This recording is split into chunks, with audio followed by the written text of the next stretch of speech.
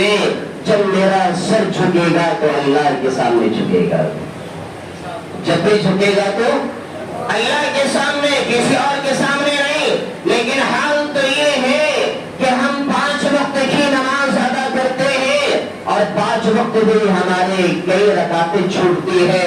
ذرا علماء کے حوالے سے میں بڑی ذمہ داری کے ساتھ، میرے دائیں بائیں علماء بیٹھے ہیں، ان کی ذمہ داری کے ساتھ ایک حوالے سے بات پیش کرتا ہوں۔ حضرت امام اعمش علیہ الرحمہ حلیۃ الاولیاء میں آپ کے حالات کو حضرت امام ابو نعیم اصفہانی لکھتے ہیں حلیۃ الاولیاء میں کہ حضرت امام اعمش علیہ الرحمہ سلف صالحین کے وہ بزرگ گزرے ہیں، وہ شخصیت ہے کہ جن کے 70 سال تک تکبیر اولیٰ فوت نہیں۔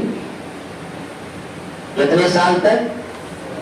70 سال تک تکبیر اولیٰ آپ کی فوت نہیں ہوئی۔ جماعت کی بات میں نہیں کر رہا ہوں، بلکہ تکبیر اولیٰ کی میں بات کر رہا ہوں۔ حضرت امام ابو نعیم امام اصفہانی علیہ الرحمہ لکھتے ہیں اپنی تاریخ اور کتاب میں کہ وہ شخصیت تھی جو نبی سے محبت کرنے والی تھی، اور اسے معلوم تھا کہ نبی کا پہلا پیغام ہمیں اولاد کو جو دیا گیا ہے وہ یہ پیغام تھا کہ حالات جو کیا جائے ہمارے سر ہماری پیشانیاں غیروں کے سامنے نہیں جھکے گی، جب بھی جھکے گی تو اللہ کے سامنے جھکے گی۔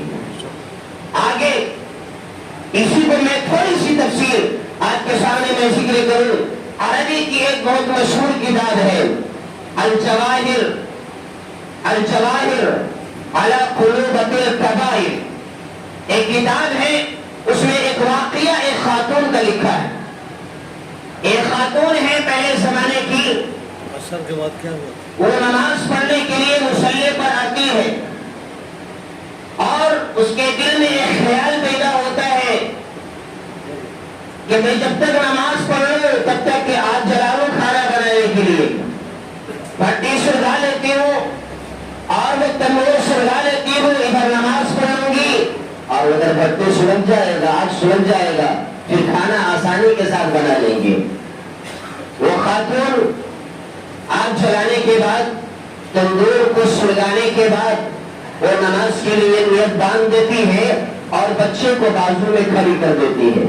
ہر نیک خاتون اور جب نیک باپ ہوتا ہے تو اپنے اولاد کو شروع سے یہی سکھلاتا ہے کہ بیٹا ہم دیکھو نماز پڑھنے جا رہے ہیں، تم بھی اسی طرح پڑھنا جیسے میں پڑھ رہا ہوں۔ اور آپ حضرات کے گھر میں وہی ماحول ہوگا، مجھے امید ہے آپ کے گھر والی جب نماز پڑھتی ہوگی تو اپنے بچے کو بازو میں رکھتے ہوگی تاکہ بچے کا ذہن سادہ کاغذ کی طرح ہے، جو بھی لکھیں گے اس پر لکھائے گا۔ وہ خاتون، نیک خاتون اپنے بچے کو بازو میں کھڑا کر کے نیت باندھ لیتی ہے اور ادھر آگ نماز سے پہلے سلگا دیتی ہے۔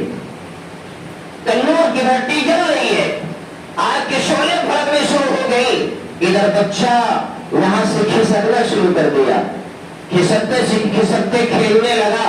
شیطان مردود آتا ہے اور اس بچے کا رخ اس بھٹے کی طرف کر دیتا ہے، اس تنور کی طرف کر دیتا ہے۔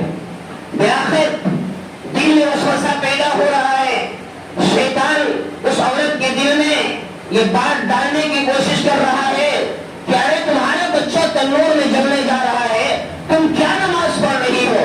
نماز چھوڑ کر کے توڑ کر کے اپنے بچے بچانے کی کوشش کرو۔ لیکن کیا خاتون تھی، خدا کی